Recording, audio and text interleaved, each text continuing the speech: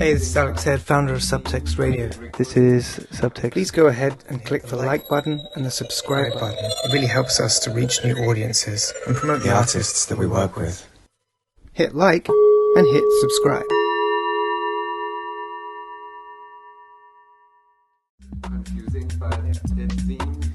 This is Subtext. Welcome to Assembling America. For this edition of Subtext, we're going to do a live commentary through our Twitter handle, subx6 on Twitter. We'll be releasing factual information about the show, connecting with some of its contributors, and generally adding a commentary as we go. Join us at subx6 on Twitter. We've joined the ranks.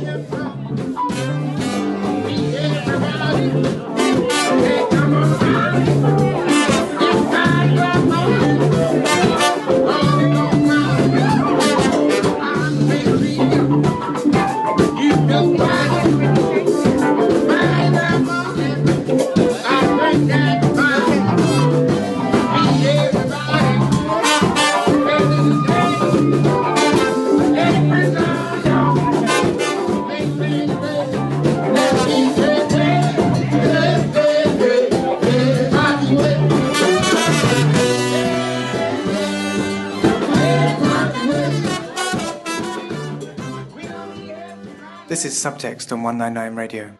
Face to face with the monument. Questions raised by Chaudelat, the art collective, in their May 2014 issue of the newspaper. Is a new monumentality possible today? What are the forms it could take? It seems that the concept of monumentality is entirely obsolete now. The history of monuments has fallen into the past. Instead of monuments, we have theme parks, multimedia spectacles that are from time to time commissioned from famous artists and architects in order to commemorate some agreed-upon historical fact. There's almost no arguing. The monumentality in its classic, elevated forms has fled, and today's citizens live surrounded by monumental symbols that have been drained of meaning. But is this really the case?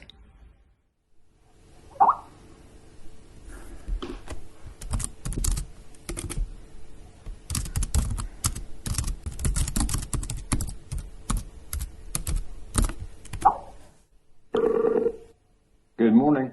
So you're the press officer or the press manager for the Laura Plantation? Well, what happens with Laura is that each of us who is in the administration brings a different skill set to what we do. My background has really been in international relations, and I had worked at Laura Plantation for many years prior to Hurricane Katrina back in 2005, and then I went into government. When we think about the architecture of Laura, it is not at all. It's in fact quite the opposite of what most people generally associate with a plantation house. It is not a huge white mansion with big columns. That is a much later architectural style that would not arrive in Louisiana until the 1820s or so. We call it Greek Revival or neoclassical architecture. Laura is a raised villa, very much like the houses you might see in any of the former French colonies. In the Caribbean, in West Africa, in the island of Réunion, in Mauritius, and those places. It's very colorful. It's bright yellow, huge gallery or veranda on the front. So, not at all what people expect to see when they arrive and see this house. Maybe for the listeners, you could just outline quickly what it is that the Laura Plantation is, what people experience when they get there. I mean, it's a female-run plantation towards the end of its history, which is distinct. One of the first things that you have to understand about what a plantation was and what a plantation might even be today is that it was an estate. It was a great estate with all of the social hierarchy that you might have found on a great estate in the UK, on a great estate in Germany, specifically on a great estate in France, with all of those different feudal aristocratic society kinds of dynamics going on. And Louisiana was founded as a French colony in 1699.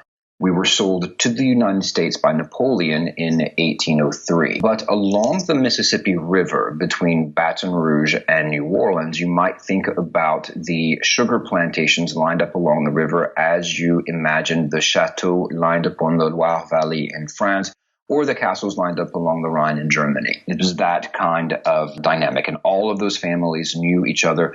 They were, most of them, related in some way, and they really were the people who controlled the economy, the society, politics of the state.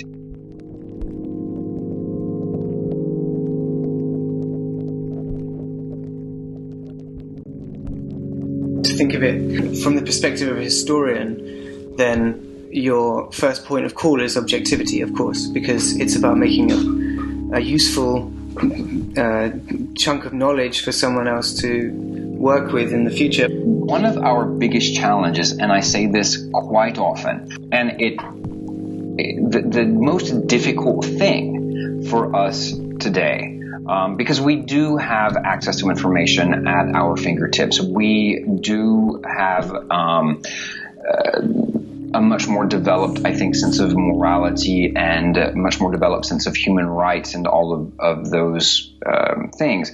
But the most difficult thing is to leave historical people and historical events within their context and to try to understand what were the motivations of those people within that moment.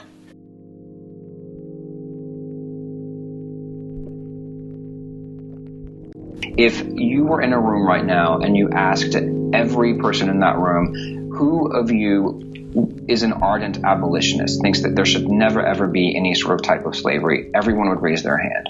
If you asked the same question, how many of you would have absolutely unequivocally hidden Jews in your attic during the Second World War, everyone would raise their hand, because everyone likes to think that they are above those kinds of treatments of other human beings. The reality comes down to much more complicated issues. Who among us really is going to be the person to stand up, walk out of the crowd, and grab the hand of the AIDS patient or the prostitute or the person who is at the very bottom of the socioeconomic or educational rung and stand up against everybody else within his own group?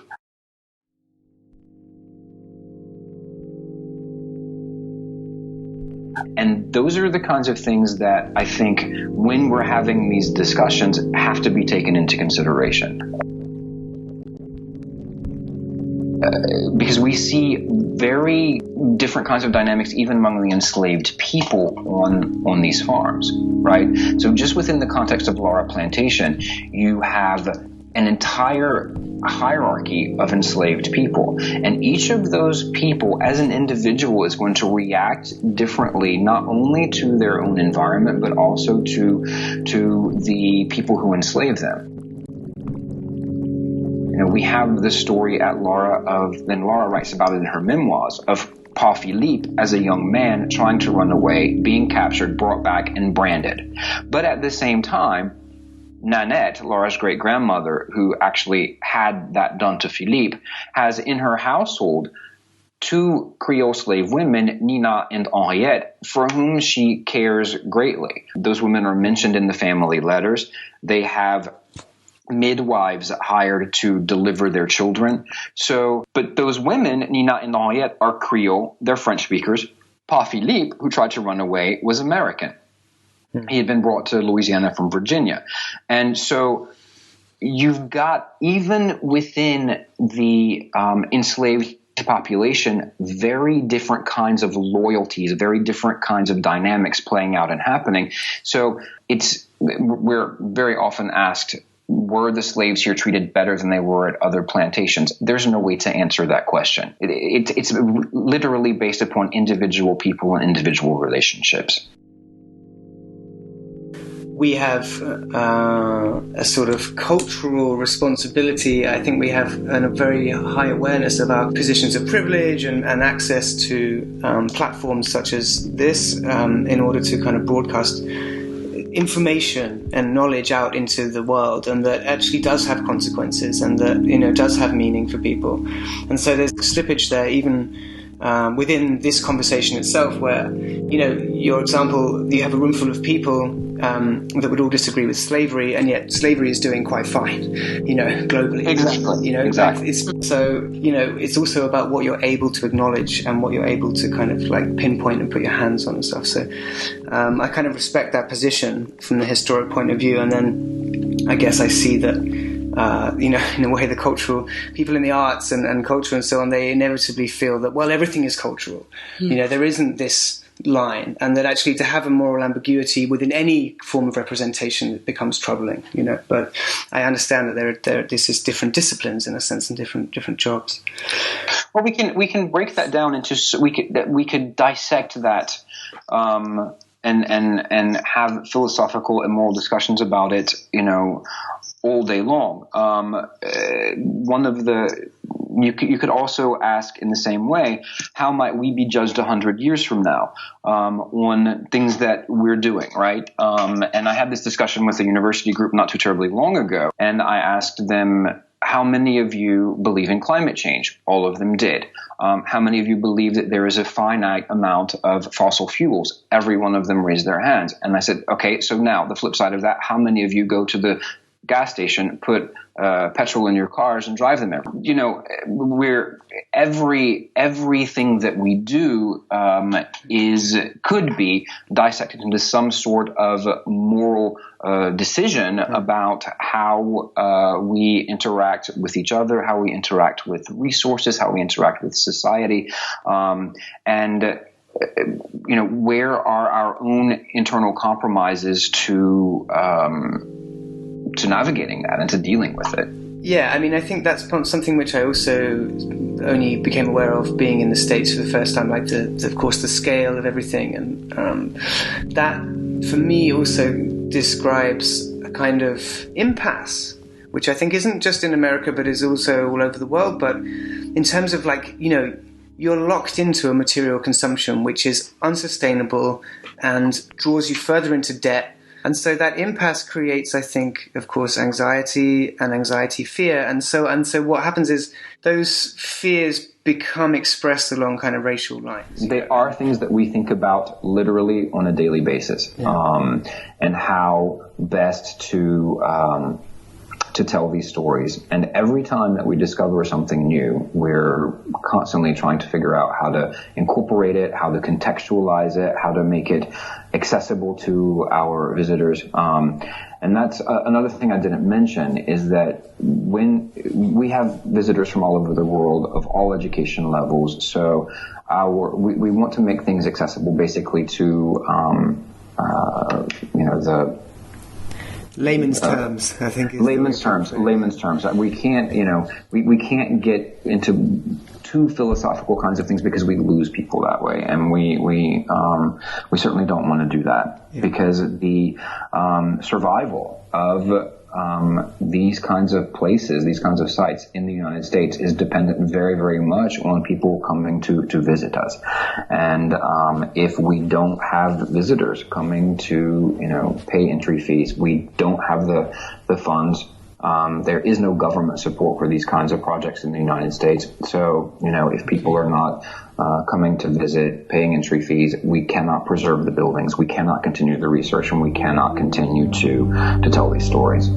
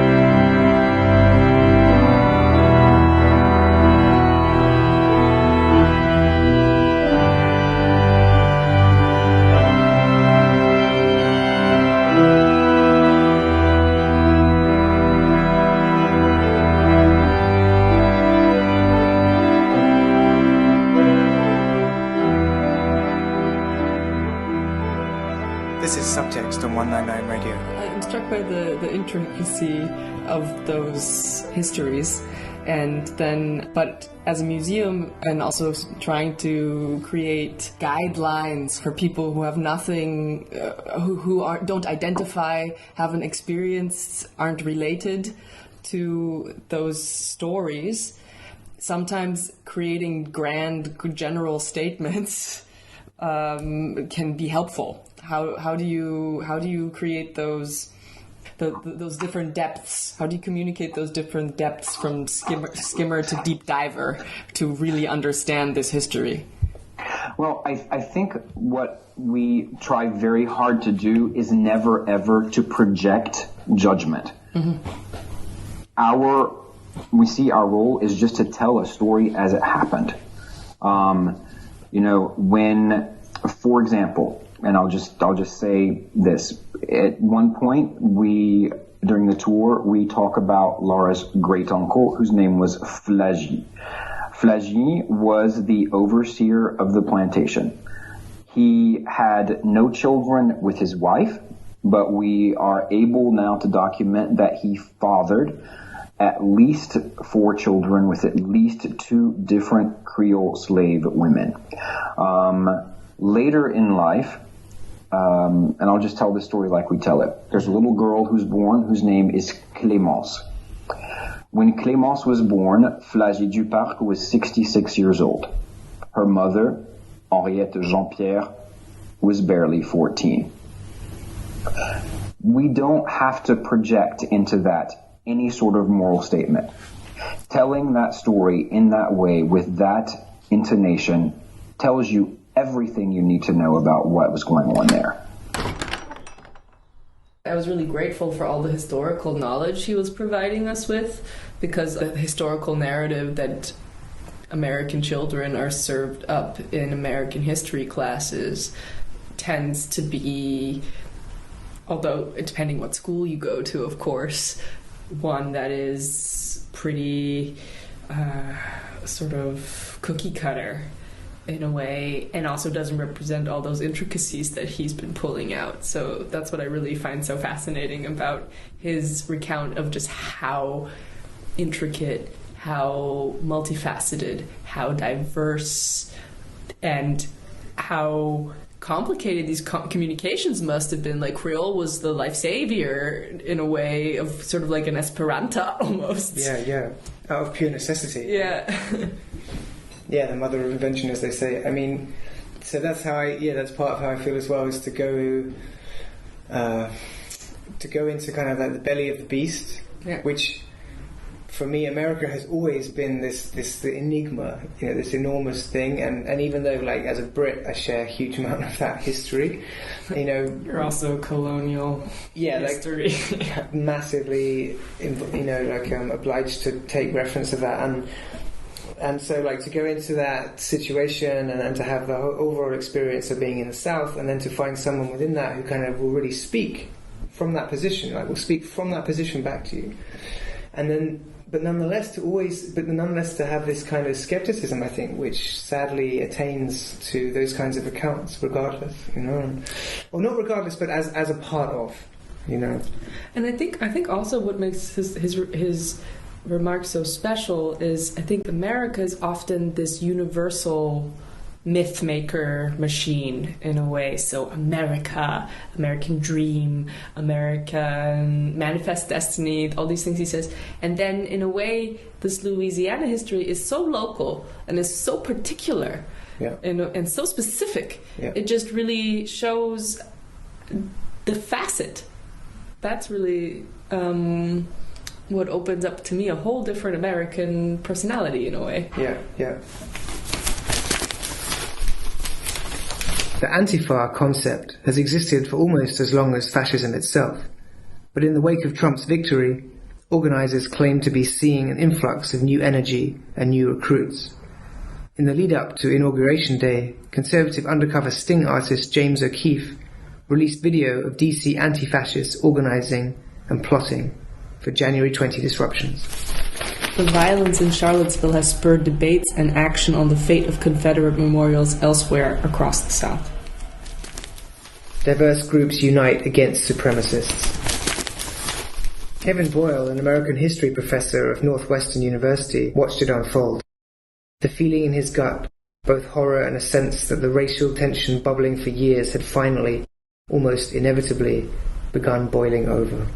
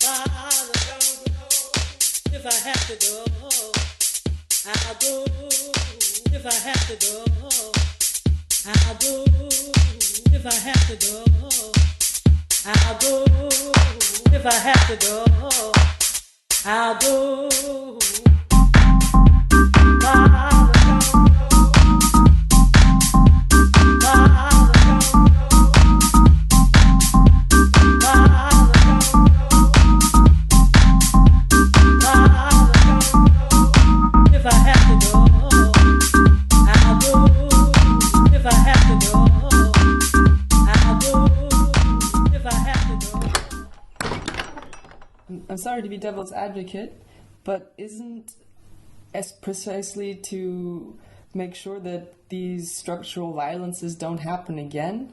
Isn't there also a bit of a moral responsibility to pass a judgment on these stories? I'm not sure that there is. I think that if you tell the stories in the way that resonates with people, that it's for individual people themselves to take those stories for what they are and to apply them to their own framework for morality. When we get into a very slippery slope when we start to do that as a historic site and also as a tourist attraction, even though the entire story that we tell is in every way contemporary, because it's a story about immigration, it's a story about language, it's a story about identity, it's a story about families, it's a story about race relations. That story has to stand strongly enough by itself without us inserting or imposing any morality to it. Those stories stand for themselves. And then we started to initiate a discussion. It was really nice to get to this point of us sitting here and how we deal with this problem today.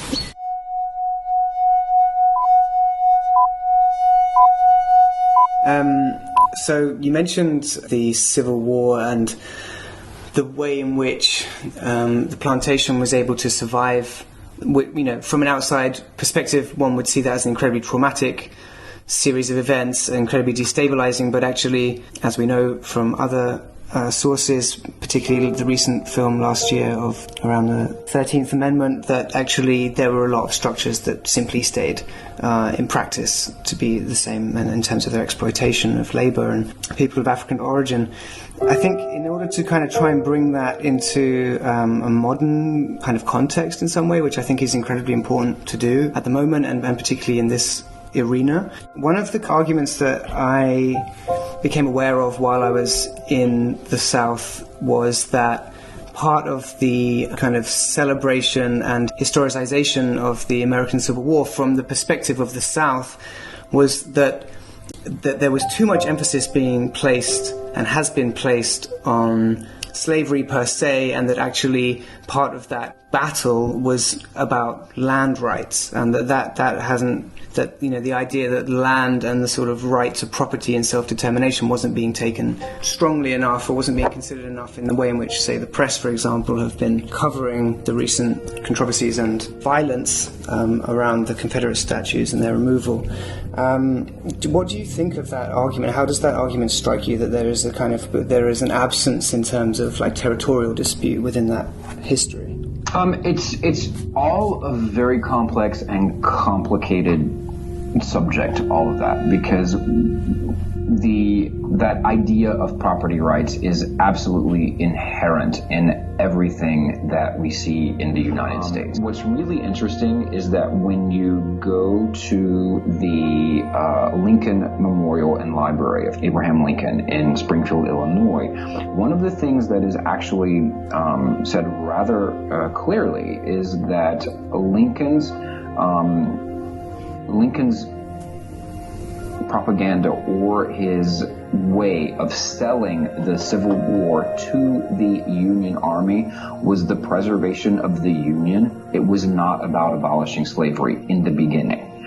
Over time, the abolitionists were able to mount quite a good argument and a good lobby, and that shifted once the war was started. But interestingly enough, if you read accounts of the Union Army and the Union officers, their first motivation was not at all the freeing of the slaves or the liberation of the slaves. It was to preserve the Union. So comparatively speaking, for example, in Europe, in Canada, in other places, if there is a historic site, and that historic site is classified as a historic site, a historic monument, that site is protected. In the United States, the property owner's rights supersede the historical value of the site. So even though, for example, a historic house or that sort of place might be classified in the United States, the property owner can do whatever he wants to with it. It's not protected. So there's another sort of question in there, which is, if you remove things which have come to stand for a particular body of history, such as the Confederate statues, then what is it that happens in that vacuum? Is it a vacuum? Is it something which was expressed in a sort of celebratory way, now in a more sober way, by, for example, doing it in the museum? No, I'm all for contextualization, and I will go on record as saying that I absolutely believe that those statues should have been removed from the public sphere. I don't think they should be destroyed, though. I think they should be put in a museum and contextualized. So that being said, coming back to your point about being sort of caught in the whole in the gears, I'll say it that way, in the gears of everything that we are doing as people, as consumers, I think if we go back to the pre-Civil War time period, I would say that the entire country, the entire United States, was very much dependent upon slave labor. And even if the people who were slaveholding had some moral misgivings about it, and I do like to think that some of them did, they were caught in that system. And I think and I don't mean to sound at all, to sound insensitive, but the entire economy of the country was built upon that system. And there was an incredible economic depression following the Civil War that destroyed the South for 3, 4, 5 generations. I mean, for decades, because it was an agrarian society built upon slave labor and slaves as property. I guess the thing I find absent in all of that is this recognition of the humanity of slaves. That these are human beings and that it's abhorrent. I mean, it's interesting that you say that, okay, so in a way, the moral argument comes to substantiate the military sort of necessity at the time. But I think, I personally, would lean towards activists as well, to try and see things in a full context of everything that's going on, but also to kind of emphasize that there is a humanitarian argument in the middle of that, which to me somehow seems absent when it comes down to something like property.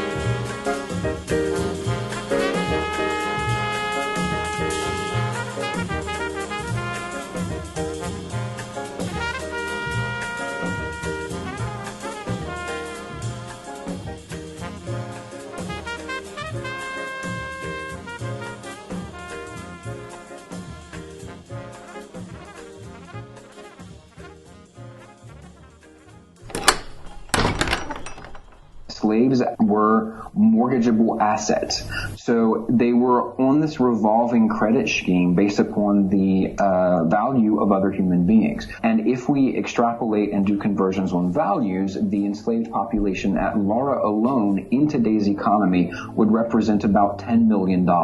So suddenly, all of that disappears from the economy, and so how do they recover from that? And that's another of the things that they were fighting for, was the maintaining of their economy and their monetary assets. And I know that sounds extremely inhumane and insensitive to look at it that way, but again, I'm looking in terms of historical context and trying to understand what those motivations were in that time period. We could then, you could take that narrative forwards, and you could place oil as the, economy that has its downside, that has its problems, shall we say, or it has its evil, and then, and after oil, basically debt, and debt has been substantial. It's this sort of, there seems, there's always some degenerative aspect of the economy or something. Well, no, absolutely. And we saw a lot of that actually in Louisiana. This goes a little bit outside the lines, but we saw a lot of that back in 2010 when there was the great oil spill in the Gulf of Mexico. And then, you know, that shut down production in the Gulf of Mexico for quite a while, but at the same time, you had thousands of people in Louisiana who suddenly became unemployed. And so you're caught in this system, even though you know that that's a dangerous job, even though that you know that you're depleting those natural resources, which are irreplaceable. You still have to put food on the table and take care of your kids. So, you know, once again, we're constantly navigating moral compromises on a day-to-day basis.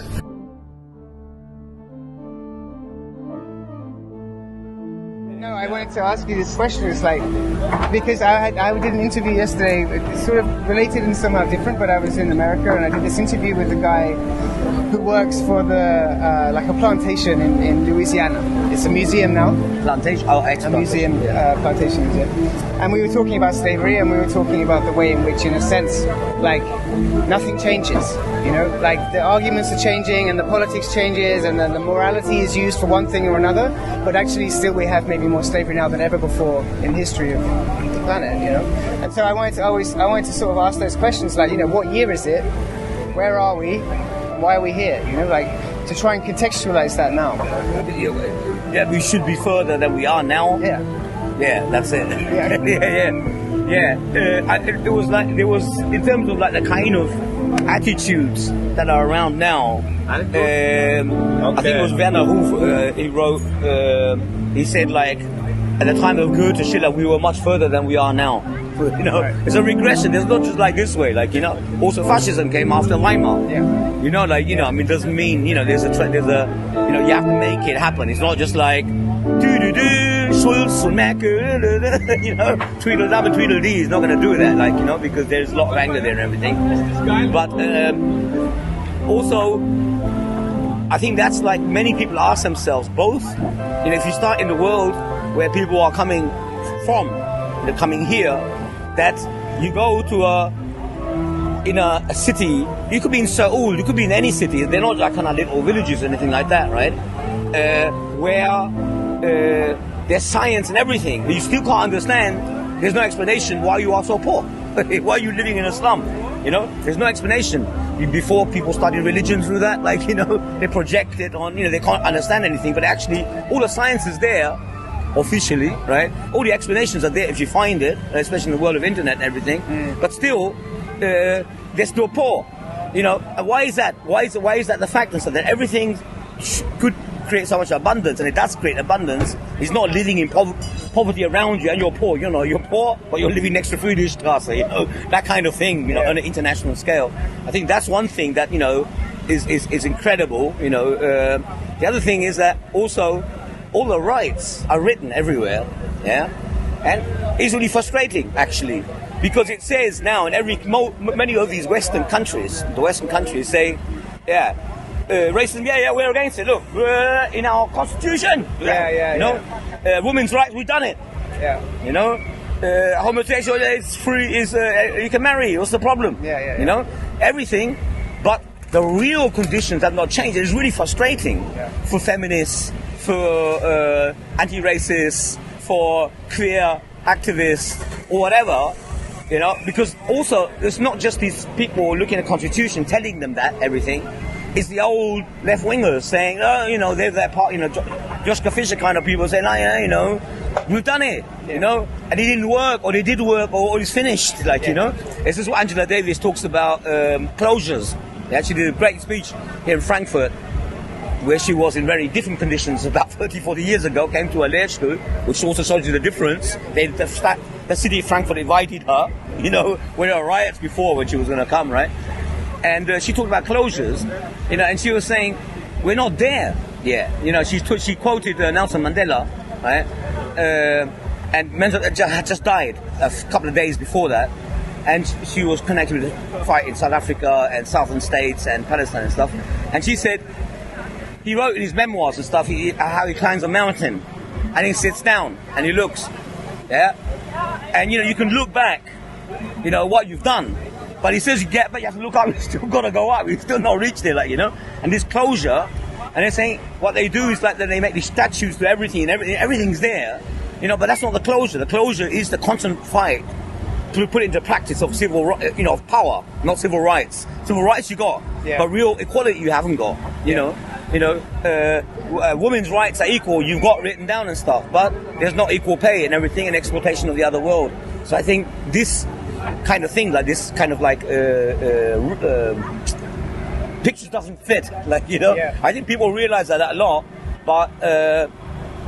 Have not come out into the protests in the Western world as such, and they have started to try to do to make sure that this kind of time warp we're living in, that we can do something about it. Yeah. I mean, I think once you enter into an argument around rights, it also becomes something where the rights are supposed to be traded in and out. It's your right, but it's you're given this privilege, and it can be taken away. Yeah, exactly. Yeah, that's right. And it's very vulnerable, actually. And so you get this kind of liberal ideal, which is we've made progress and we've moved forward, and look, we've got the figures to show. Absolutely. We have the statistics to prove it. And you can create a history if you want, and it's linear. But in reality, it's not happening in a linear fashion. It's coming backwards and forwards and up and down. And absolutely. And once you enter into what they say when the chips are down, then you see what people are really like. We spoke with researcher, activist, and historian Edna Bonhomme at Stadtbibliothek Berlin. Your historian point of view, would you say that race tensions have changed? Say yes. Historically, someone like Eric Williams, who's written on race and capitalism, has said that slavery in the transatlantic slavery helped to fuel the Industrial Revolution, which helped to fuel a certain kind of institutional racism throughout the Americas, and that it isn't inevitable that people of color are going to be enslaved or get paid less, but that it is fueled and driven by capitalism. In 1765, someone of my background would have been enslaved in the U.S. However, by 1865, after the Civil War ended, black people were free and were then subjected to, over time, Jim Crow segregation and a certain set of laws that said that they could be separated, free to work, but still second-class citizens. And then 1965, black people were in the right to vote and Civil Rights Act and all of these different things. But again, there's still massive disparities, housing segregation, wage discrimination. And circa 2017, one of the major things that has impacted black communities in the U.S. in particular, but globally, the housing crisis and people disproportionately being evicted, police state violence, and that being perpetuated, as well as the kind of economic austerity that makes it difficult for people to live, especially when there's massive hurricanes and other destruction that makes it even more difficult for folks of color to actually survive and thrive in those environments.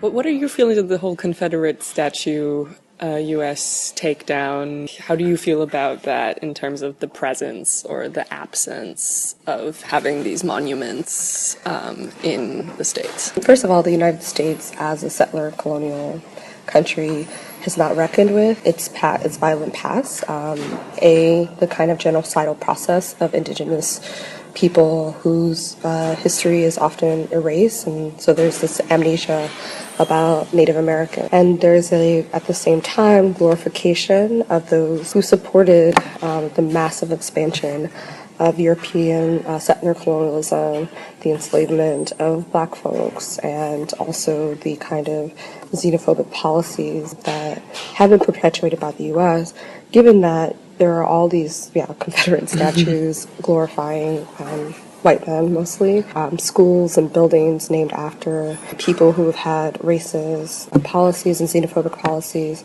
At the same time, there's very little to commemorate people who've actually fought for the liberation of indigenous folks and black folk and Latinos. So statues about Harriet Tubman, etc. are not going to be found at the same level as a Robert E. Lee statue. And I think that the conversations around the statues and wanting to upend them is actually a broader conversation about thinking about the U.S.'s racist past and its continuation, and especially its connection to like the Black Lives Matter movement. So there would not be a conversation about this had there not been, had we not been in the third year of the kind of explosion of the Black Lives Matter movement, especially as it relates to the anniversary of Mike Brown's passing and murder by the police state in Ferguson.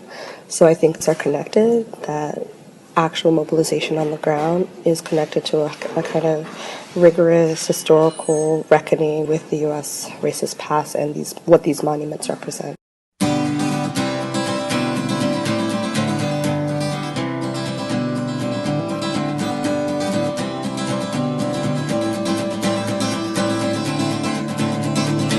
Bloodbath in the land of Zola, murder in the land of Kruger and South Africa, apartheid, where racial injustice is so sanctified.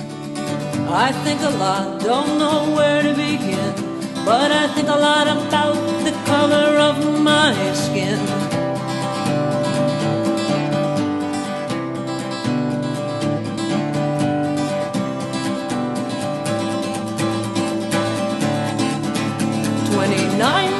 Blacks rule by 4 million whites, and the whites have all the power, and it just ain't right.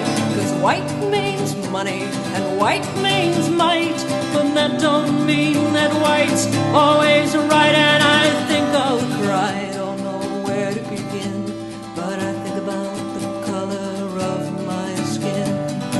Scream and cry, don't know where to begin, I think about the color of my skin.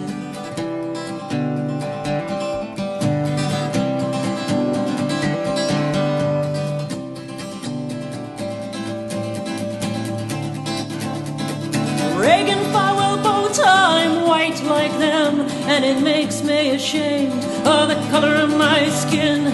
Reagan, Thatcher, bow tie, I'm white like them, and it makes me ashamed of the color of my skin. And I'll scream and cry, don't know where to begin, I think about the color of my skin. Scream and cry, don't know where to begin, I think about the color of my skin.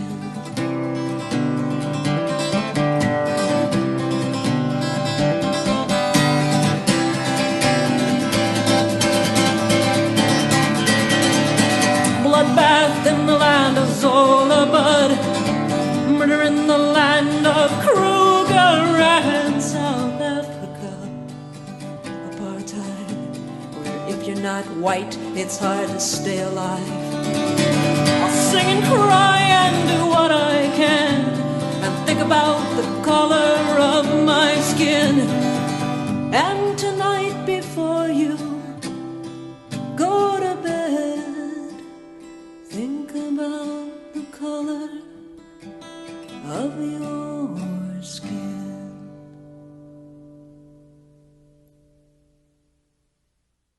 Subx6 on Twitter.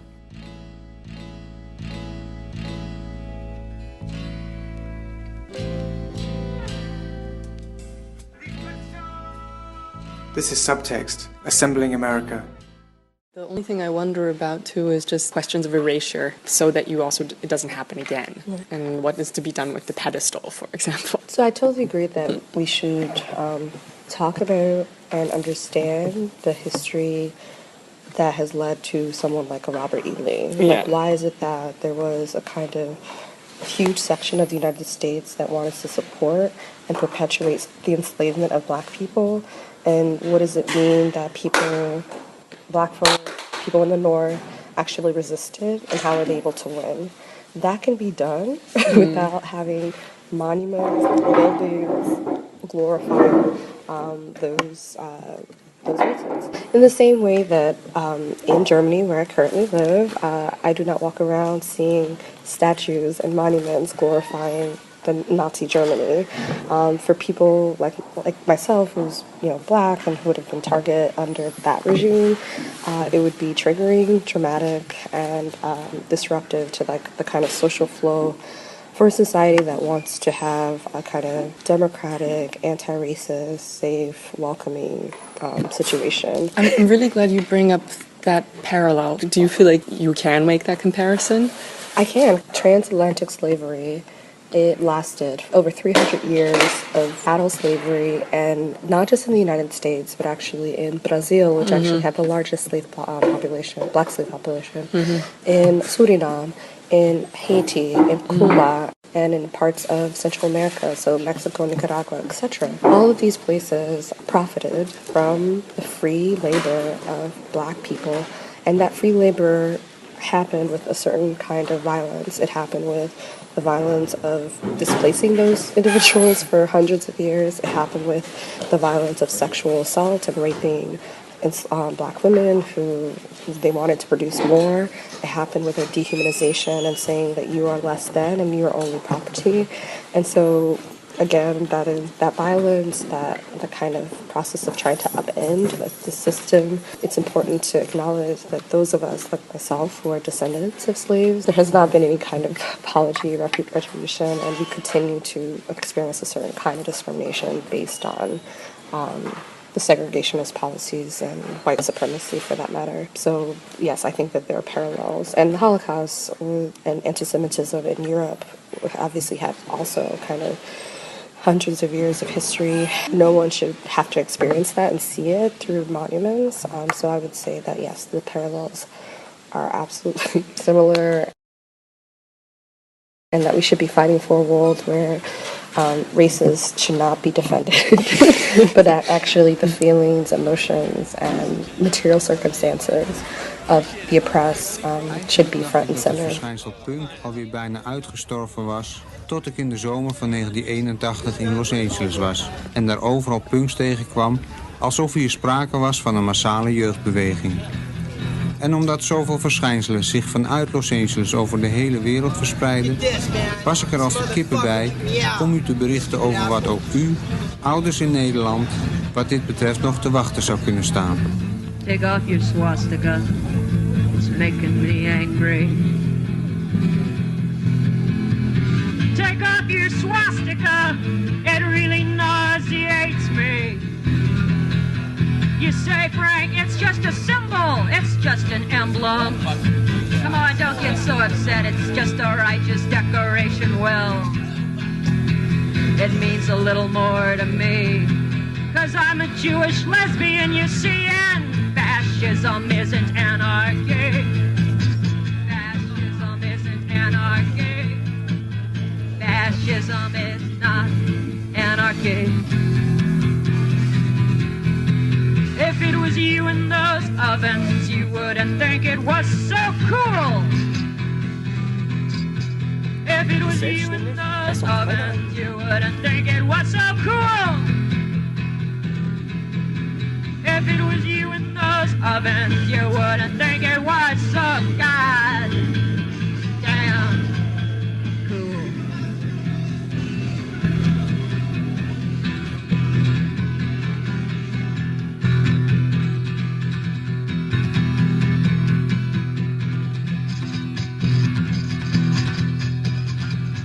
Any excuse that anyone gives you for wearing them, that it looks great, that it just looks nice, no, that's a pile of crap to me. I mean, there's symbols, and young people today have a lot of energy, and they've got brains too, and they should look at symbols before they attach them to their bodies. And I don't buy any of the crap about swastikas being shock value. If they're wearing them just to make people mad, that's stupid. Half the people that are wearing them that I've talked to don't even know what fascism is.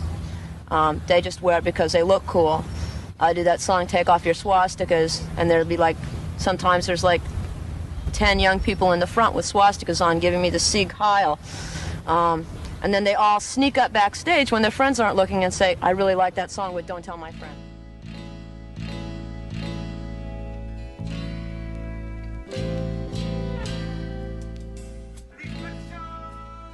Welcome back to Subtext. You're listening to Assembling America. race, memory, and the American South. Civil War symbols stir new battles. Critics ask, where do we draw the line with many Confederate memorials? Diverse groups unite against supremacists. I'm all for contextualization, and I will go on record as saying that I absolutely believe that those statues should have been removed from the public sphere.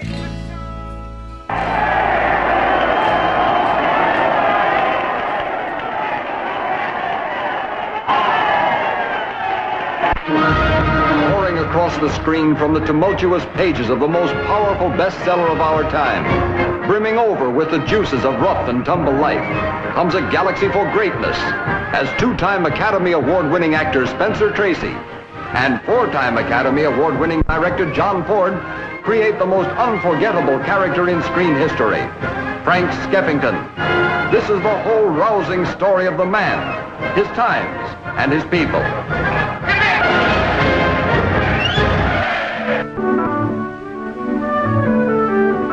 Sir, you can't go up. No person who is not a member may go beyond the first floor. And I don't want... I mean, maybe it's just a cliche, it doesn't need to be drawn upon at all, but it's both kind of humbling and anecdotally ridiculous that people are so precise about their histories, and people will come to Europe, like Americans will come to Europe and you know, like, I'm Irish kind of thing. And I don't judge that as being unimportant. It's played a huge role. Like, being Irish in America is a thing. You know, like, it's a historical condition to be in. Yeah, that's the privilege of a European, perhaps. I don't know.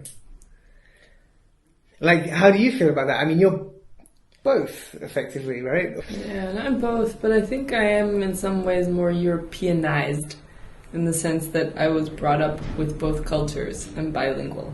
Okay, which is also why I don't pass in any culture. Okay, yeah. Like, in the States, I'm European, and in Europe, I'm American. And in the States, often it's like, grandma was Irish, we all don't speak any of the language, we don't have any of the rituals, but it's more of a, like, chest-thumping kind of... Yeah, it's an allegiance. Yeah. Right? Yeah. And that's something which I think is from an outside perspective characteristic of, broadly characteristic of American, you know, idiom, is this allegiance, this kind of... He makes a specific point about being bilingual and having having French. He speaks French in the interview, he speaks French in his life. Yeah. That's something which I got from New Orleans, which I really wasn't expecting at all. It's like these fleur-de-lis everywhere, you know, and then suddenly to let it sink in, and then bit by bit kind of be like, hey, this is not North America. This is different. And I don't know, because I haven't traveled enough to take a kind of call on it, but certainly, like, from living in New York, you don't have that. I didn't feel that kind of... Or like when people made references to their like bloodline, it was kind of fairly abstract.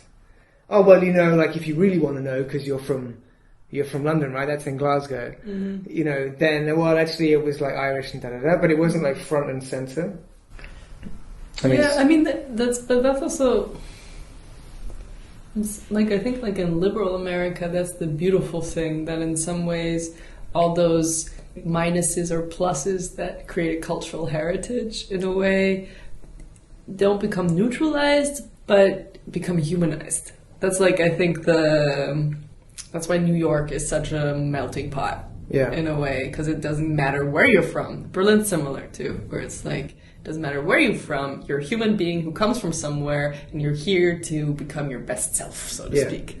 And I think in Europe, or also the EU, this whole idea of the EU also didn't work the same way. Like, where that was like the idea in the beginning, we wanted to create equal places, but then all these cultural identities actually have different matching systems. Yeah, and I think that's part of what underpins America, is the kind of the great narrative of America. Yeah. Right? I mean, I think of it just through cultural channels and the way in which habitually you get these kind of fast forward narratives in a film, for example, You know, like da-da-da-da, met da-da-da, met da-da-da, they had a kid, da-da-da-da, then they were married, da-da-da-da, and now here I am today, a freshman at senior high, you know, and like... But it's always like this underdog story. We came out of the ash and we rose like the phoenix. Yeah. And at the summit. Yeah. And that's where it stays. That's sort of always what story stays. But now America's still recovering from is recovering not only from economic crisis, student loans, a failed election, a solar eclipse, Hurricane Katrina aftermath, and all the other wildfires and storms. Maybe one of the things that comes to mind, if we can call it that, is this like crisis of allegiance in America. I get the feeling that, like, you know, even pretty mainstream American politicians have gone on record and saying, like, it's embarrassing, like it's internationally embarrassing.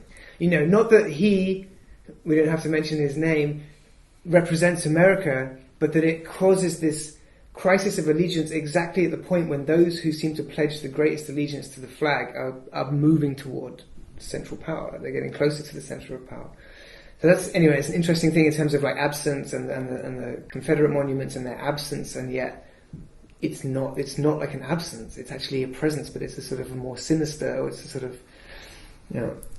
Or it definitely just shows that America is shifting, or America is becoming, or there's some movement that is crucial right now. Whatever is happening right now is going to shape America's identity. Is shaping America's identity in some really relevant and consequential ways. Check, okay, Flags, a bits of colored cloth. What? Flags, a bits of colored cloth. What? Flags, a bits of colored flags, a bits of flags, a bits of colored cloth. You know, fuck the flag, burn them on down, burn them on the drop, dirty them up, we sick, pop, fuck, drop, sick, pop. Picture me giving a fuck about a politician in any town, man. I'm about the worldwide, take them as they come. These countries are here to divide. Nah, that shit gone dumb. Fake ass pride. We is the future, we is the sun. They keep the world cold, but we is the one. Heat it up, light it up, roll it undone, rebuild and start again. Actions are louder than our words speak, so come out and get it with me. I said fuck a government in any print. Y'all state of abuse. Roll it undone, roll it undone, roll it undone, roll it undone. Fuck the flag, burn them on down, burn them on the drop, dirty them up, we sick, pop, fuck, drop, sick, pop. Gonna upset the setup, tell a politician to shut up, they talk too much. They got us swimming through the strategy of tension. Got you salty all day, working jobs that you don't wanna be in. I said the children of fear are here to say, we don't want your world, yeah, we're here to play. So fuck your flag with your prophets running neck, got us choking all day. We give them that authority, yeah, we can take it back. Powers with the people, it's not just a cliche, it's a fucking fact. They played the game and we paid the price. Always a rich man's war and a poor man fight. Flags are bits of colored cloth that governments use, first to shrink wrap people's brains, and then as ceremonial shrouds to bury the dead. Fuck the flag, burn them on down. Fuck the flag, dirty them up. Fuck the flag, burn them on down. Fuck the flag, dirty them up. Fuck the flag, sick, pop, fuck, drop, sick, pop.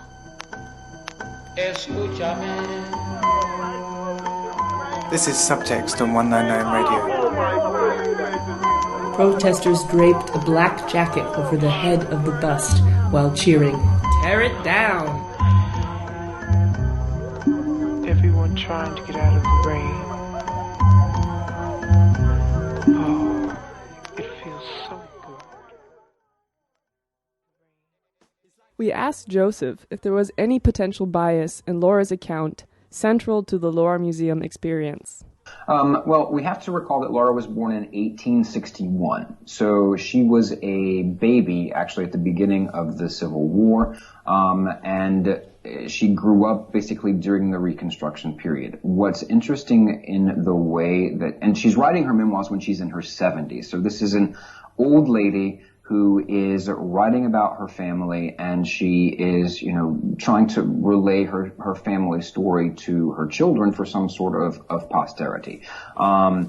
There are several places within her memoirs where she says things rather bluntly. At one point she writes, "The Civil War came and the Civil War went and everything just returned to normal." I mean, for her, normal was that there were Africans working in the fields, there were Africans working in the house. They were no longer technically enslaved, but they were still there. They had nowhere else to go. They're speaking Creole. They're Catholic. They can't go anywhere else to start over. And also, you have to take into consideration that that's where those people were from. All of their families, all of their networks were there.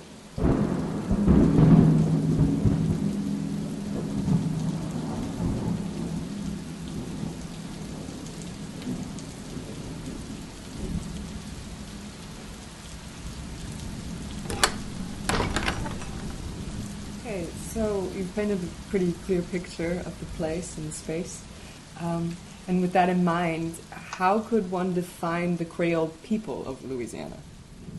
Once again, we have to go back to 19th century definitions and to French Louisiana definitions.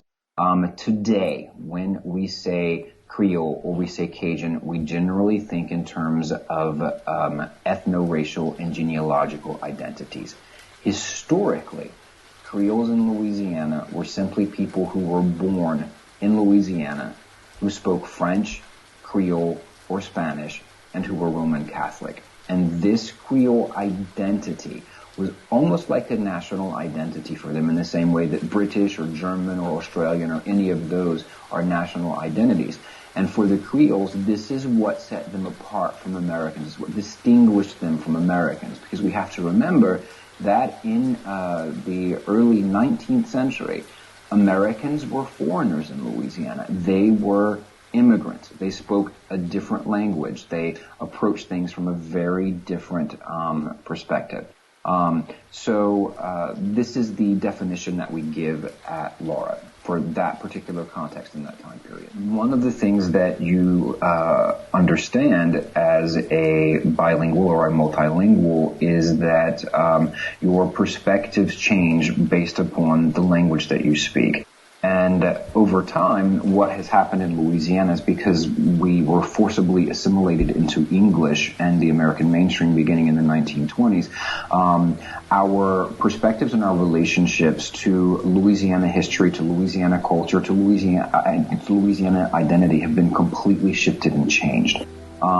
So when we look at the historical context of Laura Plantation, what I bring to that is the French-speaking and Creole-speaking perspective on identity and who these people were.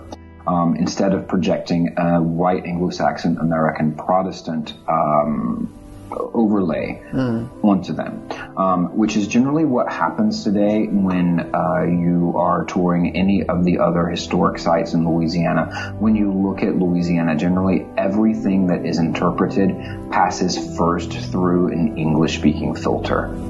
Yeah, I think that was something that stood out about, because of course as a tourist, which is essentially where I started with this as much as I'm interested in context, you do get given this kind of selection of histories to engage with, like you literally have like a wall of pamphlets.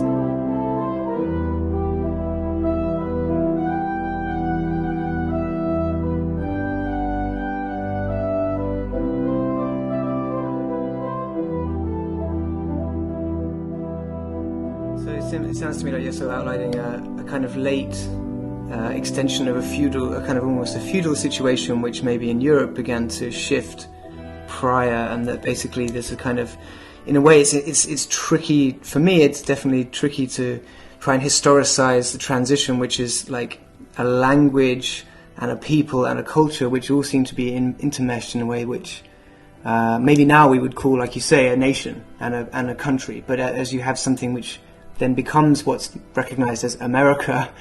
No, absolutely, that whole concept of the melting pot.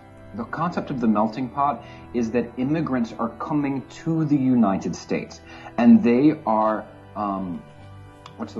They are voluntarily assimilating themselves But the opposite happened in Louisiana. There was already an established population of French and Creole and Spanish and German and native language speakers who, when we were sold to Louisiana, were then sort of, were basically, forced over time to adapt to the English language and the American way of life. Mm-hmm. And so the entire paradigm shifts for these people beginning in 1921 when, via the state constitution of Louisiana, the mandatory language of public education and state services becomes English. So at that point, all of those people, when they start school, have to leave behind their heritage languages, learn to speak English in a school setting, and learn about themselves and about their culture and about their own languages in a language which was not their own.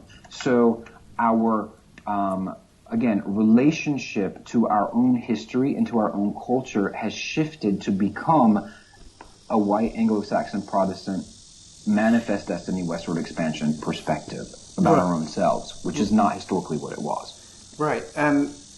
But then within those like late productive structures, there's a heavily divided division of labor along racial lines.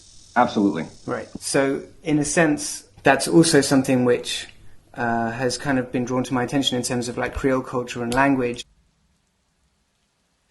So the philosopher Manuel de Landa kind of conceives of Creole as a kind of a meshwork of different linguistic patterns and traits which emerge partly because different peoples were selected to work with one another precisely because they didn't understand one another, and so that their masters wouldn't be so terrified of them plotting because it would be much harder for them to do so.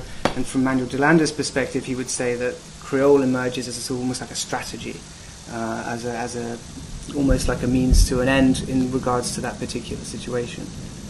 Is that something that you'd be familiar with in terms of the Creole language or the people? Or?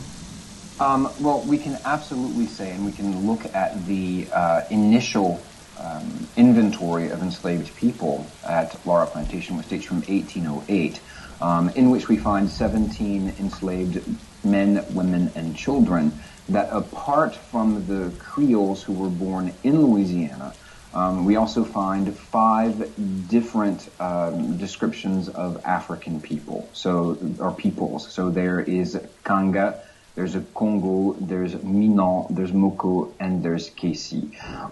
So there was absolutely a strategy of diversification within the enslaved populations, because there was absolutely that sentiment or that idea that you had a better, as an owner, better chance to control that population because of the internal rivalries among those people.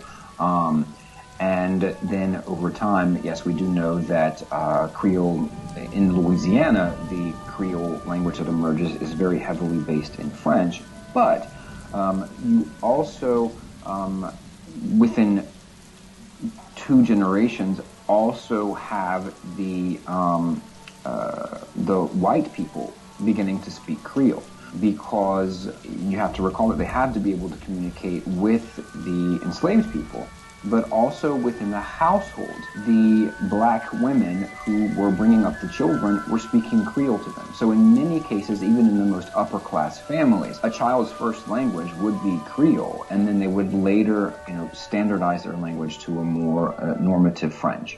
Yeah, I mean, I guess because I've seen references to Creoles in the plural, like in the Caribbean as well. There's sort of almost like a process by which language goes through its more horizontal, meshworky sort of modality, and then becomes more fixed and hierarchied as it goes on. I think you can see that in lots of examples.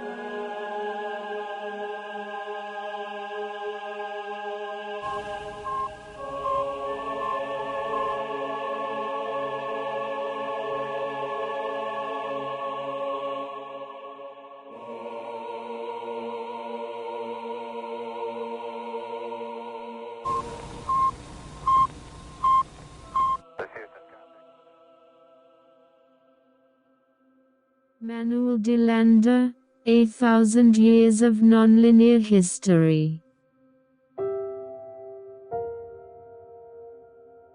Slave plantations are perhaps unique among the different context situations generated by the expansion of Europe. Plantations became veritable linguistic laboratories, where brand new languages were produced out of elements of African dialects and a streamlined version of a major European language. Far from being corruptions of the master's language, pidgins must be viewed as creative adaptations developed by the slaves themselves in order to communicate with each other. As one linguist points out, all the early accounts dating from the 18th century in Jamaica, for example, report that the white planters and their families were learning the Creole from the slaves, not vice versa. Slaves needed to invent their own lingua franca because plantation owners deliberately purchased Africans with different linguistic backgrounds to prevent them from communicating with one another, hence reducing the risk of insurrection. Another difference between the pidgins generated by European colonialism and those that emerged before and after as trade jargons is that the plantation pidgins, after their slave speakers became free, soon evolved into more durable entities called creoles.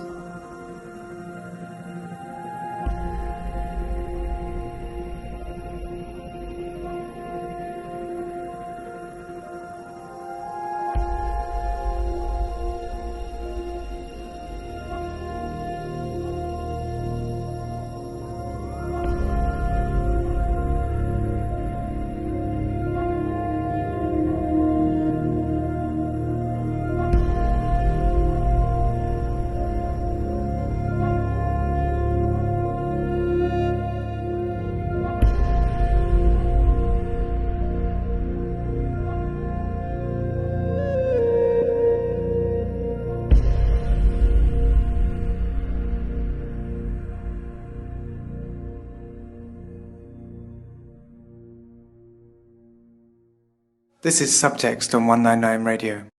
Laid up last year, I stumbled upon Stanley Kramer's 1962 film, Pressure Point. In the movie, a black prison psychiatrist, played by Sidney Poitier, is assigned the thankless task of treating a paranoid American Nazi, played by Bobby Darin.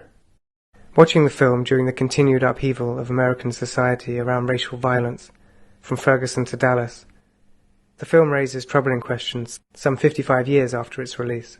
What am I going to do then? If you can't sleep, there must be some reason for it. Right? I suppose so. Well, that's what we're going to find out.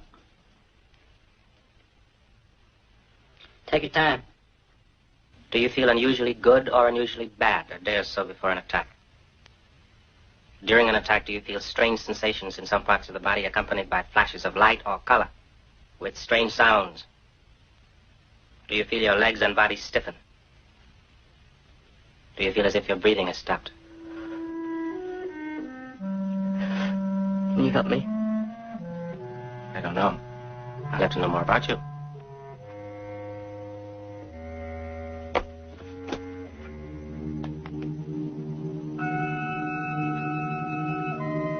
After several extremely slow and difficult months of analysis, there finally came a knowledge, a beginning. He was an only child, and his conception, he soon found out, was the only cause for the sudden and bitter marriage that followed. His father was a butcher. He was quick to anger and hard to please.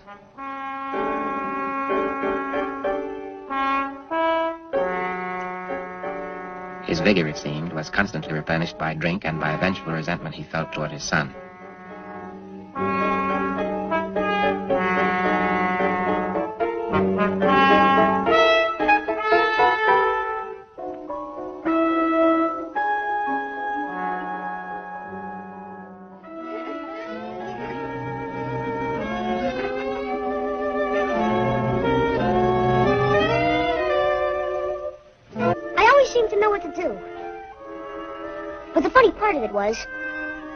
I never really felt sorry for her. Why didn't you? I don't know. Don't you feel sorry for people who are weak? Yes, I don't. Why not? Why should I? They're the first ones to resent pity anyway. As a matter of fact, I admire a weak man who competes. Because a weak man who competes becomes a strong man. Stronger, in fact, because he has to overcome all the odds against him. Do you really believe that? Don't you? It's a funny question coming from a Negro. Why do you say that? Do you think of Negroes as weak men, competing against all odds? Well, do you? Well, I don't think of them as inferior, if that's what you're trying to imply. You don't? Not where they belong. Not in Africa. I see. But here, you think they are inferior. That's right. But you admire them for competing. You just said so. Okay, if you want to look at it that way, yes.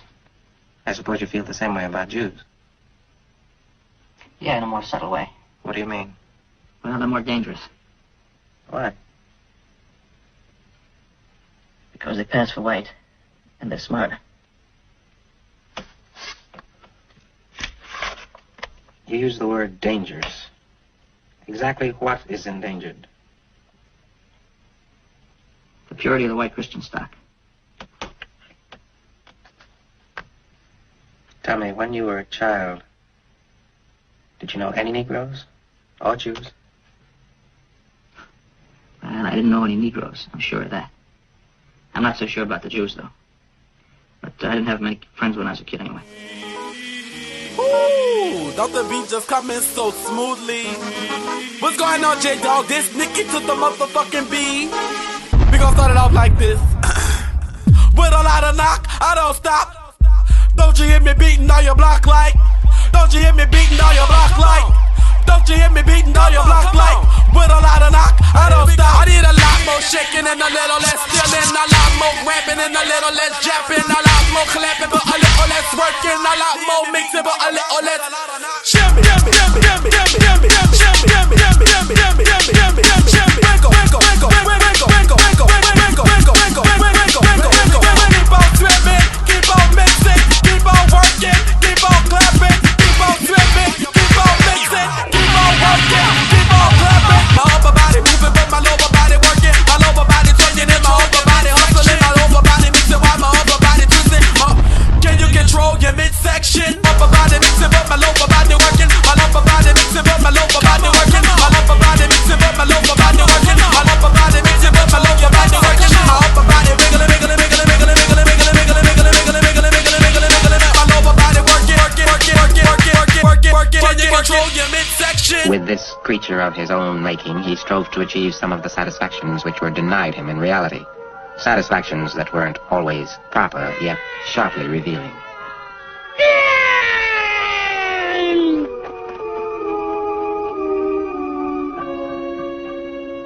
Clean my shoes. Have you ever had a girl? Are you kidding? I mean a steady girl. Not for long. What I mean is, have you ever had a meaningful emotional experience with a woman that wasn't entirely physical? Yeah, once, kinda. What do you mean, kinda? Well, around the time of the Depression, I met someone. Were you working on it? No. No, the whole crew had to break up. There was no work. No construction, no nothing. Anyway, I wound up in the city, and that was no improvement. How'd you manage that? I couldn't understand why she would be interested in a bum like me. But I shaved, and I tried to look as neat as I could. And at 8 that evening, I was knocking at her door. I waited for some time. And then I heard some voices arguing inside. Suddenly the door opened. She was just about to say something when her father appeared between us and made it very clear that I wasn't good enough for her. Very clear.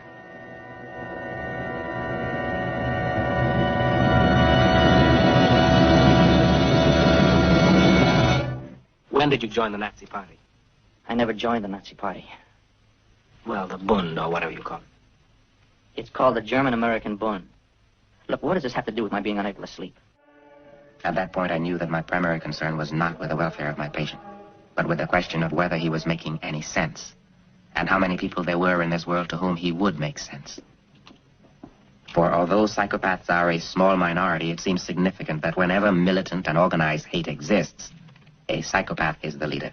And if, for instance, 100 disgruntled and frustrated individuals fall in line behind one psychopath, then, in essence, we are concerned with the actions of 101 psychopaths. Assuming that it has no direct bearing on your problem, are you embarrassed talking about your subversive activities? Look, first, I've never done anything I've been ashamed of. And second, as far as I'm concerned, I've only done what I believe was right. Now, that in my book can't be called subversive. It's a cause, just like any other. I don't expect you to understand. Being a Negro, you're biased. But you take the ordinary man. Now, he's lost. He has no real leader. He wants a leader. He wants a lot of things he doesn't have and doesn't know how to get. But most of all, he wants an excuse to get them. A cause. And that's where you come in. No. No, that's where you come in. So as an activist, what do you think needs to be done? Allow spaces for people to organize, debate, cohere their voices in a way that is democratic, something that includes a broad base of individuals in different kinds of institutions. So in the context of trade unionization, ensuring that trade unions become a kind of activist, militant force that actually takes worker interests into account. And union membership is at an all-time low at 10%. 50s and 60s, it was around 30-40%. And so that's a massive shift.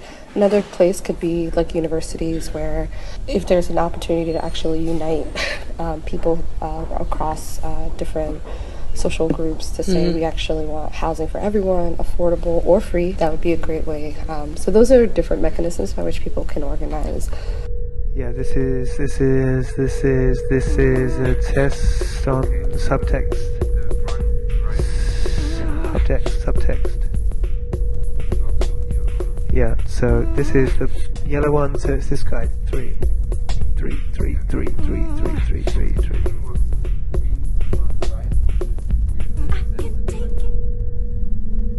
We have made a supreme mess. Fluffy and violently fragile structures are strewn across the studio floor. To one side we have language. What is this strange, permeable and adaptive system? We have language subverted in gossip, encoded as pidgin, or spat as modern-day street slang. Operational subtext, with novel forms that are ideal for branded extraction into shishi new trends. How do you feel about political correct language and its usage? Would you say there's some liberal language that sugarcoats some very real tensions? And are there any absolute no-nos or gray zones in your book? I think it's a little complicated insofar that, like, I think in the U.S., at least on the left that I've been part of, people are conscious about what meanings words can have and how those words are tied to a certain kind of, that might be tied to a violent history. Yes. Whether it's like sexist language or not acknowledging people, the invisibility that perhaps might arise. There's a huge radical tradition of people thinking not just about language, but the interrelationship between language, power, and discourse, and who has the right to speak. In the European context, people can get away with saying a lot more harmful language than I've heard in the States. Mostly because there hasn't been a history and a tradition of people thinking, theorizing, debating about that interrelationship, to the point that, like, here in Germany, sometimes I'm cycling and people shout out Africa, the continent, as if it's a country, and it's the only reason that can arise is because it is not in that consciousness of a white German person, or not every, but some, to see, they don't see a problem with associating a person's phenotype with a continent and somehow thinking that the verbal street harassment of that could be a problem. Of course, me cycling and hearing that is not going to change my position per se as a worker here or like my housing situation, but it's an everyday kind of verbal harassment that tries to say, you don't belong here, you're not one of us, and I'm placing you to a place that I'm not actually from. That's another thing. It's like also inaccurate. That is a question of language. Well, I think it's also a question of power, what kinds of institutions people are associated with. In a kind of museum, pedagogical, educational setting is probably using that language because they've been trained to say we have to be neutral, maintain a certain kind of funding structure in order to maintain a certain kind of situation whereby white people who are living there perhaps don't feel threatened or like they're the ones causing the problems or whatever. Versus, at least in the activist circles or leftist circles, people do name it. They would say this is slavery, but at the same time they resist it. And there's a history of slaves resisting, whether it's Sojourner Truth or white folks like John Brown. It wouldn't just be a question of like saying enslaved people, but actually that those people actually did not want to be in that situation and constantly fought for their freedom. Networks of struggles, networks of monopolies, networks of migrations. Yeah, I speak Creole. Creole in the context of Louisiana and even Haiti is a language that West Africans, Europeans, indigenous folks kind of like mixed up to be able to be comprehensible, and that it allows space for that melange of cultures and group, and it lives today in the way that it does because of the process of transatlantic slavery and settler colonialism, and you name it. But it's one kind of monument that isn't violent in the way that a Robert E. Lee statue would be. Language as part of a network. Language as hypertext. The web as de facto globalization. And this is another fragment that will not fit. Upon another lip of the studio we find globalization. For what is a claim to memorial nationhood than a struggle to be remembered as more than a lonely solo soul, but part of something greater? And yet globalization makes for complex assembly also. It won't go back in the box. I guess that kind of brings me to another question, which is more on this idea of globalizing struggles, because we're here in Berlin, we're talking about American history, or American present in a way too.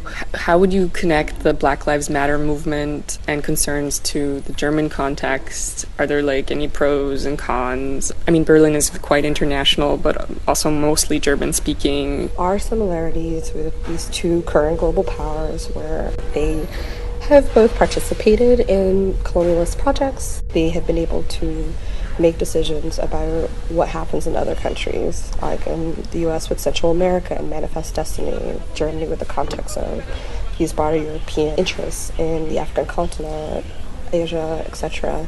And that given that it was tied to commerce and trade and a kind of growing industrialization, that those countries have profited. So the US has profited from that, Germany has profited from that. And what it means is that when it comes to issues around power and the kind of power that these countries have for determining which countries have austerity, they are quite similar. So the US's relationship to Puerto Rico is very much a colonial one, where currently after the Hurricane Maria, Puerto Rico's without electricity and will be without electricity for 3 months because of that colonial relationship. In the context of Germany and its relationship to Greece and the EU fortress, Greece, given its economic situation, is facing a set of austerity, and that also lends itself to Greek workers being paid less, having high unemployment, etc. With respect to race, I think it's a little bit more complicated because there's a smaller ethnic racial population here than in the US. The discourse is worded differently. Here it's worded in terms of culture, immigrant, or whatever, and it becomes this patronizing manner by which the German state talks about people of color, as opposed to actually being part of the fabric of society.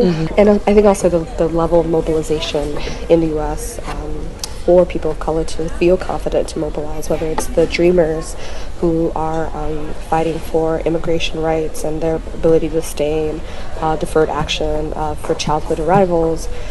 That doesn't exist here. There's not a parallel to that. The protest that was organized around the Charlottesville atrocities was a really really fundamental moment, I think, of sort of bringing together European, German struggles, but also standing in solidarity with the American moment.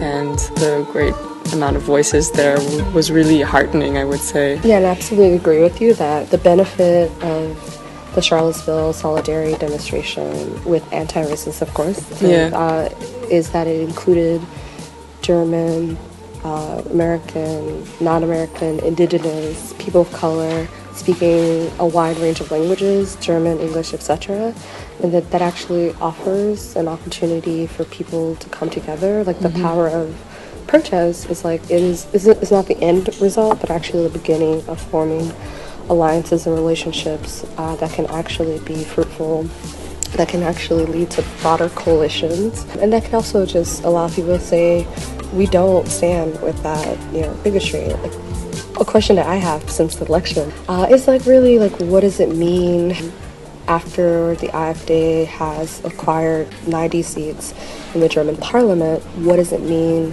to then organize against the right in this political moment? The kind of mandate that they currently have in the German electoral system.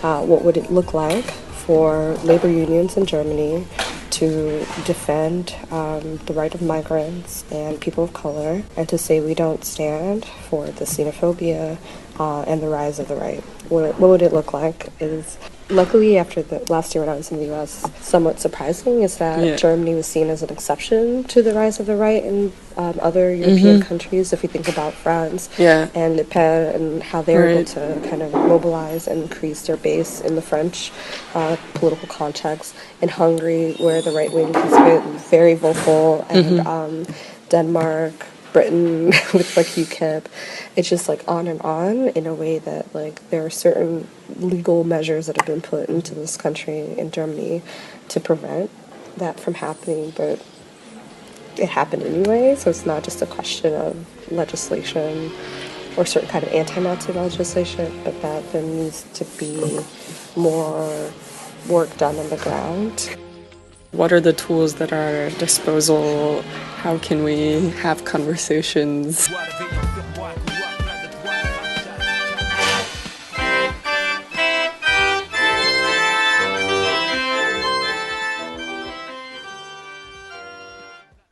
Can globalization ever be assimilated into a model? When for left, globalization signifies both monopolies and the destructive force of unchecked markets, whereas for the right, it signifies the disruptive effects of migration, without acknowledging the forced extraction and wholesale of subjects into slave labor at the unresolved core of today's conflicts around Confederate statues in the American South. Another argument that is made is that because enslaved people were actually considered to be legally property, that there was never any compensation given for that. So that sentiment carried over after the Civil War into the Reconstruction period.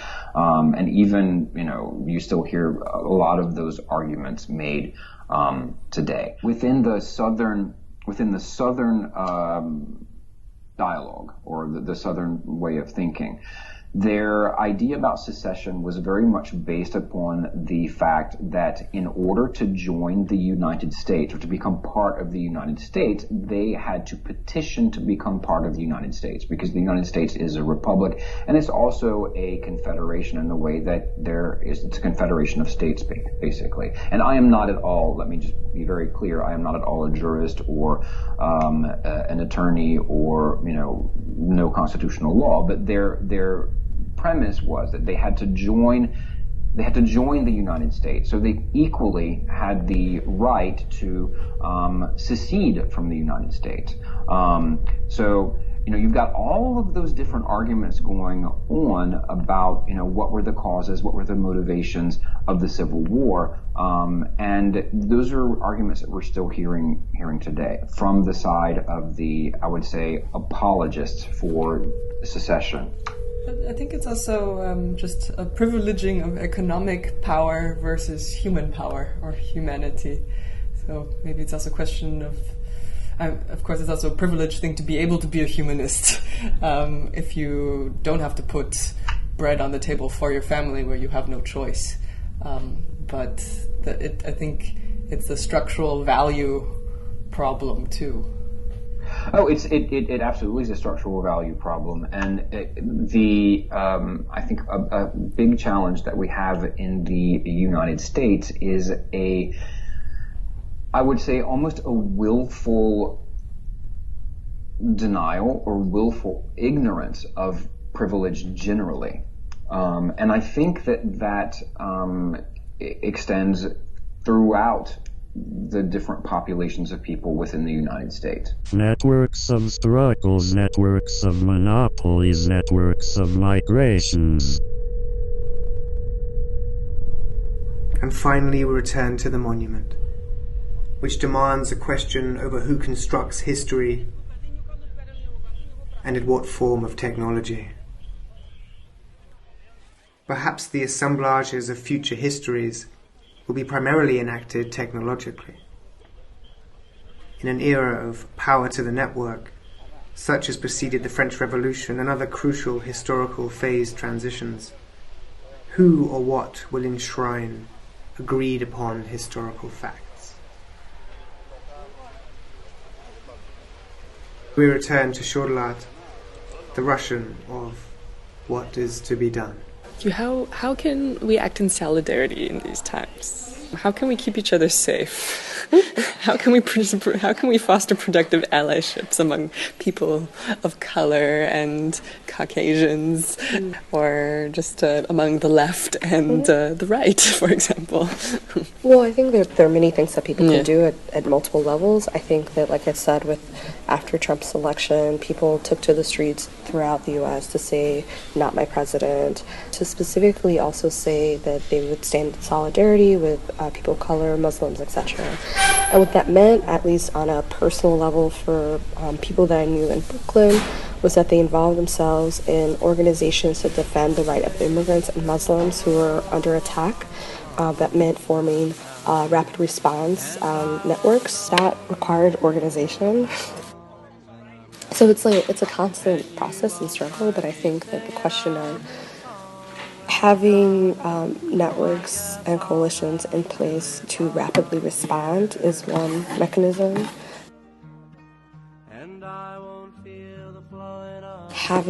Using the organizations that people already have, whether it's unions or social justice groups or whatever, to further the educational process and resolutions to say that they're going to be anti-racist. Creating spaces that are safe, relatively. That's hard in a place like Germany, I think, where a lot of people of color don't feel safe anywhere, but so that's just a reality. It is going to be a process of actually just getting to know people and communities and trusting that we can win if we actually fight for it.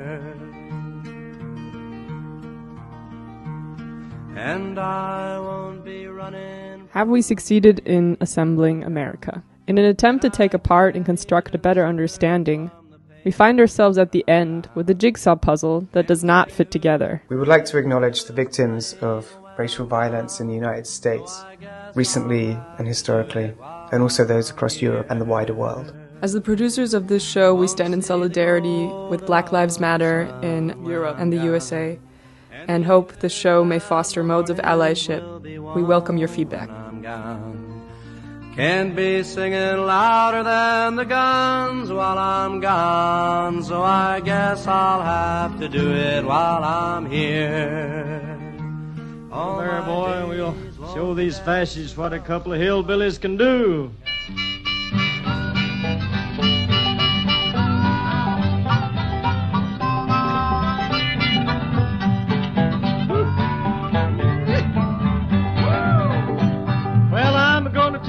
fascists, you may be surprised.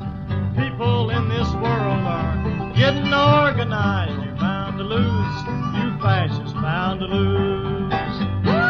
All you fascists bound to lose. I said, all you fascists bound to lose. Yes, sir. All you fascists bound to lose. You're bound to lose, you fascists bound to lose. There's people of every nation marching side by side, marching across the fields where 1 million fascists died. You're bound to lose, you fascists bound to lose. All of you fascists bound to lose. Yes, all of you fascists bound to lose. I said, all of you fascists bound to lose. You're bound to lose, you fascists bound to lose. I said, all of you fascists bound to lose. Yes, all of you fascists bound to lose.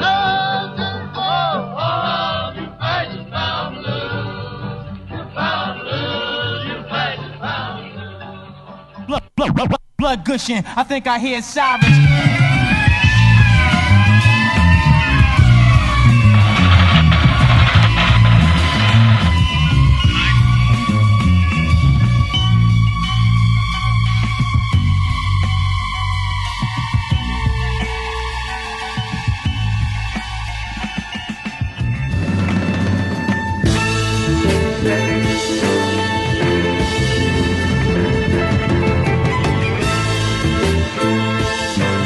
Thank you for listening to Assembling America on 199 Radio. You've been listening to interviews with Joseph Dunn, Head Press Officer at the Laura Plantation Museum, and with Edna Bonhomme, activist, historian and researcher. Additional interview material has been conducted with Ahmed Shah, theatre director and activist, with organ music recorded live from Albinus Prisgintas during his Labyrinth Night, held every Tuesday at the Trinity Episcopal Church, New Orleans, Louisiana. Newspapers. Face to Face with the Monument, Joe Delat. Newspaper issue 37, May 2014. The Times Pikachu, Tuesday, August 15th, 2017. USA Today Weekend, August 18th, 2017. With music from Frank, Bloodbath, Mahler Symphony No. 9 in D, Scarface, Madlib, Pinata, Beats, Phil Ox, When I'm Gone, Frank, Take Off Your Swastika, Flags by Drowning Dog and Malatesta, Nicky DeB, Beating Down Your Block, Woody Guthrie, All You Fascists Bound to Lose. And from Talib Kweli, Michel Banibla, we have both Star Trails and Situation Room in there. Some of you have heard bits of Brain Tax, bits of Wisp, the French rappers I Am. That house thing was from FCL, on vocals for everyone, and the jazz number was given to me by the welding technician Alan at the Glasgow School of Art 10 years ago. Cheers, Alan. And finally, I'm talking about Freedom by Seal Johnson. Films. You've heard excerpt from the film Pressure Point, Stanley Kramer, 1962, The Last Hurrah, 1958, by John Ford. Texts include the linguistic history section of Manuel Delander's 1,000 Years of Nonlinear History, published 1997. Special thanks to ZKU, to the Ständige Vertretung. Thank you for having me for this last 2 months. Thank you for hosting Subtext and giving it a launch pad. Thank you, Edna, and thank you, Joseph, for meeting and speaking with us about these crucial problems and for looking forward and also looking back. Thanks to Ahmed Shah for speaking to us at the Community Protest Carnival in August of this year.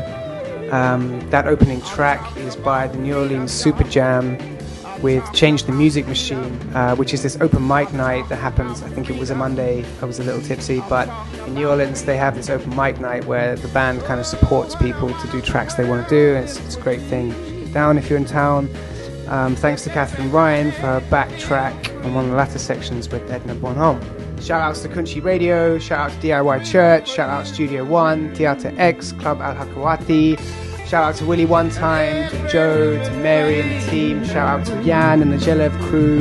Shout out to the interns. And thanks for joining us. Your mama needs freedom. Your daddy, your little sister needs freedom, y'all. freedom to do as I choose to do. Come on, Lord, give me some freedom. I want some freedom. Come on, come on, come on, give me some freedom, y'all. Give me some freedom.